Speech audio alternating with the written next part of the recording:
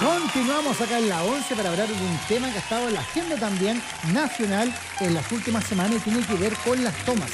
Hablábamos hace un rato también acá con nuestra invitada, a quien saludamos, la señorita Rayeda Araya. ¿Cómo está, Rayeda? Hola, Rodrigo. Muchas gracias por la invitación nuevamente. Hoy te decía que es un tema muy sensible. Fíjate que el año 2010, cuando termina el gobierno de Bachelet, comienza el de Piñera, a nivel país habían alrededor de 600 tomas. Hoy día esa cifra casi se ha triplicado en solo 15 años, planteando un desafío de vivienda, porque esto habla de una necesidad, pero entrevesada con otros problemas.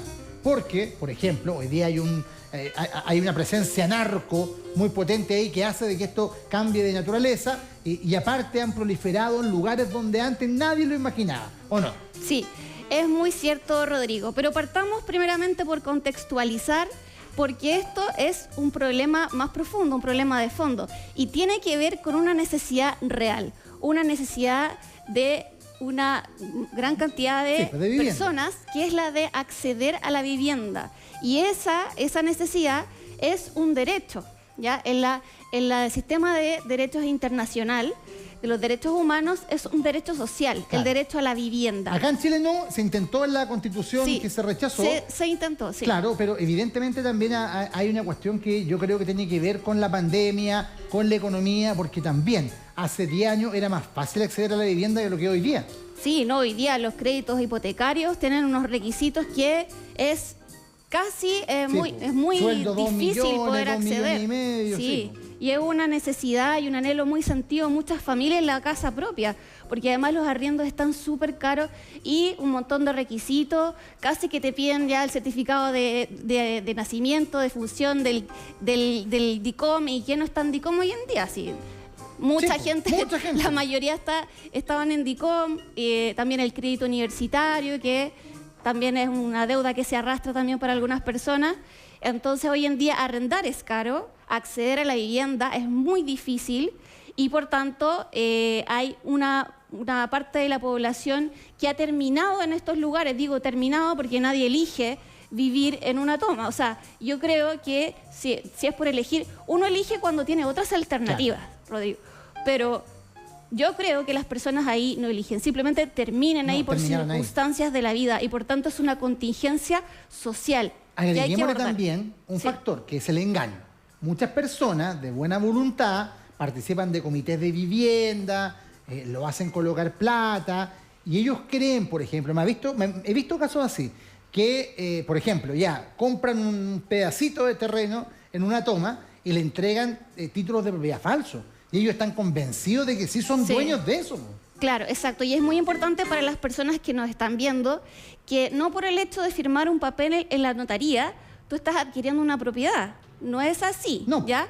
También se necesita un paso posterior que es la inscripción en el conservador de bienes raíces. Y solo ahí, recién ahí, tú eres dueño de una propiedad. Pero para eso, primeramente, tienes que saber qué propiedades se pueden vender y cuáles no. Por ejemplo, el caso de Laguna Verde, en Valparaíso. Claro, hay varias propiedades porque ahí hay también hay algunas tomas también de terreno, pero también hay compraventa de derechos. Y hay algunos derechos que no se pueden inscribir. Así que mucho ojo con eso, porque en Laguna Verde hay una parte de Laguna Verde que están vendiendo terrenos, pero no se pueden inscribir en el conservador de bienes raíces porque son derechos, ¿ya? Hay derechos que se pueden inscribir y otros que no. Entonces hay gente mala en el fondo que quiere estafar a otros que muchas veces con buena fe o buena voluntad creen que están adquiriendo un bien y no es así. También hay otro factor que lo hemos visto muchas veces. Yo me recuerdo en los 90 la toma de Peñalolén. Un propietario de un terreno no lo puede vender. Incentiva la toma para después darle un valor y negociar con un Estado, con un privado y finalmente poder venderlo. Hemos visto varios casos de eso también.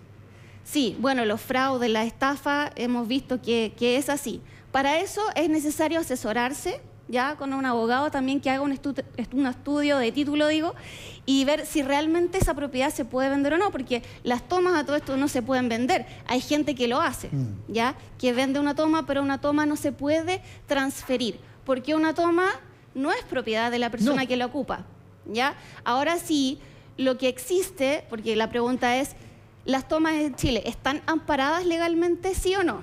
¿ya? Yo creo que no. ¿Sí? La respuesta oficial es que no, ¿ya?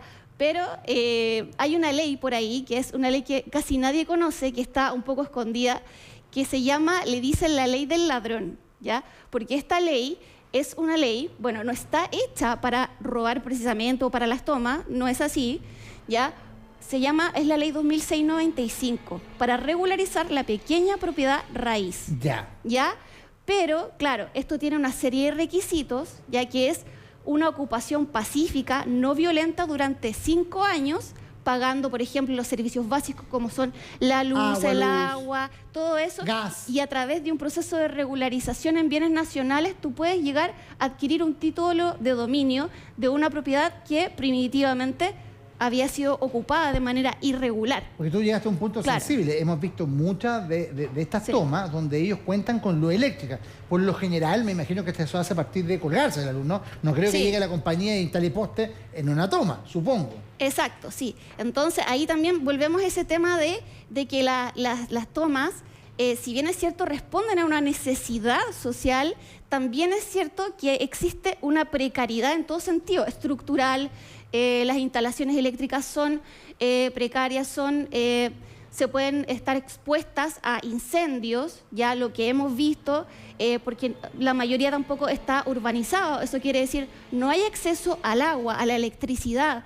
Entonces, son lugares no urbanizados que las personas que viven ahí se exponen a peligros tanto del clima, como por ejemplo movimientos de tierra, digamos, aluviones. En el caso de donde hay tormenta o lluvia. Exacto, y todo tipo de inclemencias, y el lugar donde... Enfermedades también, porque por ejemplo no hay agua potable. La humedad, no hay agua potable, y eso es lo más grave. Claro, la gente lo resuelve como mejor puede, ¿cierto? O sea, hace un pozo de repente donde hay acceso al agua, o compra mediante camiones aljibes, ¿cierto? Bidones, y lo resuelve, porque, claro, tienen que resolverlo y tienen que tomar agua. Pero, y la realidad es que ahí hay una crisis también, una crisis de servicios básicos. Sí, de servicios básicos y de acceso a los servicios públicos, ¿ya? Y de salubridad también. Ahora hay un tema, yo sé que también los planes, el fondo de este asunto es que los planes públicos de vivienda, ante la enorme necesidad, se quedan cortos. Porque, por ejemplo, el otro día yo escuchaba al ministro Montes, que es ministro de la Vivienda, que, por ejemplo, en este gobierno se cumplieron las expectativas de cuántas casas iban a construir. Pero eso no resuelve el problema, porque son muy pocas comparadas con las que se requieren. Es que es insuficiente, insuficiente. O sea, todas las políticas públicas que hay ahora, si bien es cierto, a lo mejor tienen una buena intención, digo, pero lo que se necesita es un aumento presupuestario. Y tú sabes que el presupuesto se aprueba una vez en el año, claro, en el Congreso Nacional. Entonces, si no tenemos los recursos suficientes, quedamos en un saludo a la bandera, quedamos en las buenas intenciones, ya quedamos en la poesía, por decirlo así. Yo escribo poesía, pero quedamos en eso. Entonces, para aterrizar esto, tenemos que, además de tener voluntad política y políticas concretas, tenemos que tener un ítem presupuestario robusto y fuerte para que podamos afrontar estas necesidades sociales, porque no solamente basta con decir, ya vamos a pasar la retroexcavadora, listo, ya está bien, estamos cumpliendo con la ley, ok, pero también tenemos un problema social que estamos generando, porque ahí también hay niños que van al colegio. Y también diciéndoles, por ejemplo, como el caso del Cerro 18, ¿cierto? Los vamos a trasladar. Claro, pero hay un tema de migración de una población que está arraigada en un lugar. Niños asistiendo a un colegio desde siempre y que tienen sus compañeros de colegio, valga la redundancia, claro, entonces hay un arraigo ahí, o sea... Y que hay que considerarlo. Lo que pasa es que durante mucho tiempo no se consideró. ¿Tú recuerdas que en los años 80, 70 en dictadura agarraban a una toma y la llevaban de Las Condes a La Pintana y no había pregunta? Claro, no había opción de decir que no. Como si se moviera un objeto, pero no son objetos, son personas. ¿Ya? Son personas. Y por eso también tenemos que tener en cuenta que existe también, para volver a lo legal también, porque, digamos, también se trata de esto, tener esa mirada legal, existe un sistema internacional de los derechos humanos que sí reconoce el derecho a la vivienda, ¿ya? Aquí en Chile no lo reconocemos, pero sí podemos, por lógica, llegar a la conclusión de que, por ejemplo, el derecho a la vida y a la integridad psíquica, física y psíquica no sería posible si no tuviéramos un hogar, un domicilio en donde guarecernos de las inclemencias, por ejemplo, ¿cierto? Protegernos de los peligros, ¿cierto? Pero no hay un reconocimiento expreso en la Constitución ni en la ley. En cambio, en los instrumentos internacionales ya sí se reconoce como un derecho social, y no solo eso, sino que el derecho a la vivienda tiene ciertas características. Por ejemplo, habitabilidad, accesibilidad, ya para que sea una vivienda en condiciones adecuadas de poder ser habitada. ¿Ya? No solo el derecho a la vivienda, que en el fondo tiene no que sean tener 4 palos parados, no que no sean 4 palos, claro, y que venga el primer temporal y te le echa abajo, y que la humedad y todo eso, ¿ya? Entonces, es un sistema más completo. A nosotros nos falta mucho para avanzar, pero es importante que tengamos en cuenta esa perspectiva más amplia, ¿ya? Y, digamos, jurídicamente hablando. No estoy hablando solo desde un punto de vista social, digamos, sino que además desde un punto de vista jurídico. ¿Ya? Entonces, tenemos que tener muy presente eso. ¿Para qué?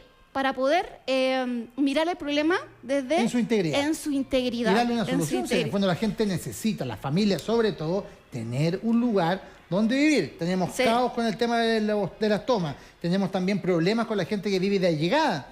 Y un acceso muy limitado hoy día al crédito para conseguir la casa propia. No, los créditos son brutales, inalcanzables para la persona común de la población, sí. Para el que vive un sueldo, imposible. Sí, Rayén, venga para acá para que despidamos junto al programa. Aplausos para Rayén Araya, que estuvo con nosotros el día de hoy, que va a volver también a estar acá en la 11. Nos vemos ya la próxima semana, porque mañana hay un resumen de lo que ha sido estos últimos días. La Cami tuvo que irse a un evento, pero el lunes va a volver. Rayén, querida, te queremos mucho. Le enviamos este saludo a la gente. Vaya a votar, sea responsable, pase el fin de semana en familia, sea feliz, haga el bien, no mire a quién. Y nos vemos el lunes. Chao, chao. Chao, gracias.